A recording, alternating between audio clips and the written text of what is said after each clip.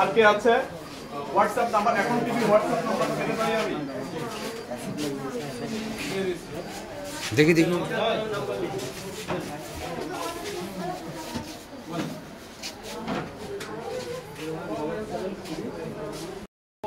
আপনারা দেখবেন মানিকগঞ্জে যে প্লেন বিমান আবিষ্কার করে সে কিন্তু উড়াল দিছে ও কিন্তু সবসময় সাথে যোগাযোগ রাখতেছে আজকে ইঞ্জিন কালকে ওটা লাগবে আমরা কিন্তু আসি তার পাশে তারপরে আপনার ইয়েতে আনোয়ারা চট্টগ্রাম আনোয়ারাতে আপনার ড্রোন আবিষ্কার করছে ড্রোন আবিষ্কারের বাড়ি কিন্তু একটা নিভৃত এর থেকেও একটা খুব বাজে একটা জায়গা গ্রাম পল্লী জায়গা সেখানে কিন্তু আমরা গেছি এবং তাকে উৎসাহ দিয়ে আসছি এবং তার সাথে সবসময় যোগাযোগ আছে তারপরে আপনার ও এটা আবিষ্কার করেছে তারপরে আমরা মনে করি সবসময় এসব উদ্ভাবক যারা আছে জনাব তারেক রহমান ব্রাহ্মণবাড়িয়াও আমরা গিয়েছি একই ইয়েতে আপনি বক্তব্যে আমি বলেছি একই ইয়েতে ওরাও গোল্ড মেডেল নিয়ে এসেছে মালয়েশিয়া থেকে সেম পুরস্কার বিভাগে।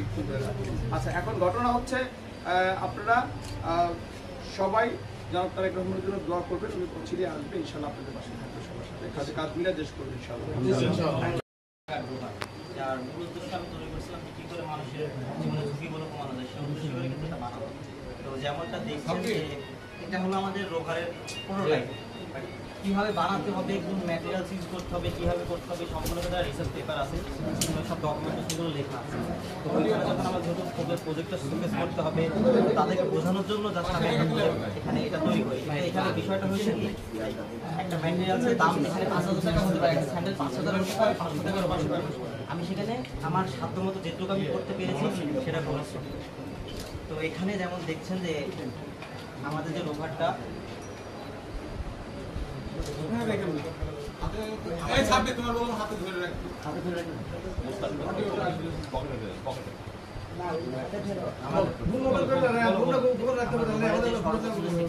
ফায়ার অ্যান্ড রেস্কিউ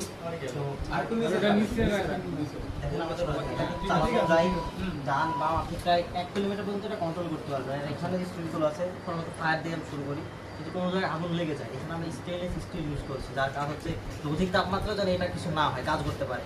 একটা মানুষ যেহেতু কাজ করতে পারছে না এটা মনে করেন সেখানে গেল, যাওয়ার পরে এখানে আমাদের ওয়াটার পাম্পিং সিস্টেম আছে। সামনে যদি দেখানো যায় সামনে আমাদের একটা ওয়াটার পাম্প আছে, যার কাজ হচ্ছে যে যদি মোটরটা যদি অন করে এখান থেকে পাম্পে পানি পড়ে যায়, পাম্পটা কন্ট্রোলও করা যাবে। দেন এখানে যে আমাদের যে সেন্সরগুলো আছে সেগুলো হলো জাস্ট এটা হলো আমাদের ডেটাবেস।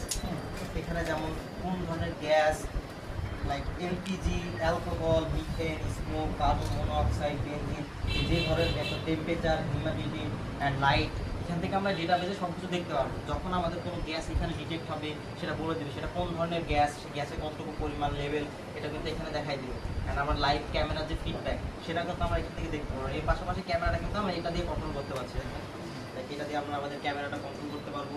অ্যান্ড এখান থেকে আমাদের যে রোভারটা কন্ট্রোল করতে পারছি। এরপরে কিন্তু পানি দিয়ে আগুনটা নেভানোর পরে সেখানে যদি কেউ থাকে আমরা কিন্তু সরাসরি তার সাথে কথা বলতে পারবো, সে যে কথাটা বলবে সেটা শুনতে পারবো। অ্যান্ড সে তাকে যদি কোনো ইমার্জেন্সি সার্ভিস দিতে হয় লাইক আপ টু 15 কেজি পর্যন্ত ওয়েট এটা কিন্তু এখনও ক্যারি করতে পারবে। লাইক তাকে যদি আমরা মেডিকেল বক্স দিতে পারি, তাকে আমরা অক্সিজেন সিলিন্ডার দিতে পারি। তো ফার্স্ট পর্যায়ে কিন্তু আমরা তাকে শনাক্ত করছি, প্রাথমিক জিনিসটা দিচ্ছি, এরপরে কিন্তু ফায়ার সার্ভিস দিয়ে তাকে রেস্কিউ করতে পারছি। অ্যান্ড এরপরে আমাদের যে জিনিসটা আছে সেটা হচ্ছে যে বোম। অ্যান্ড বোমের ক্ষেত্রে হচ্ছে যে লাইক এখানে আমরা একটা মেটাল ডিটেক্টর সেন্সর ইউজ করছি।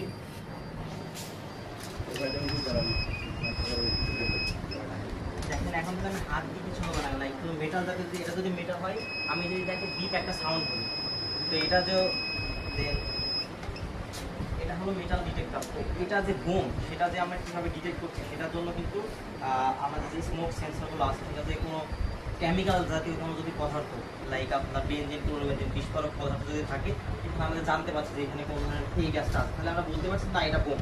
অ্যান্ড সেই বোমটাকে ক্যারি করার জন্য কিন্তু আমাদের এখানে রোবোটিক আর্ম আছে, কোন আছে আপনার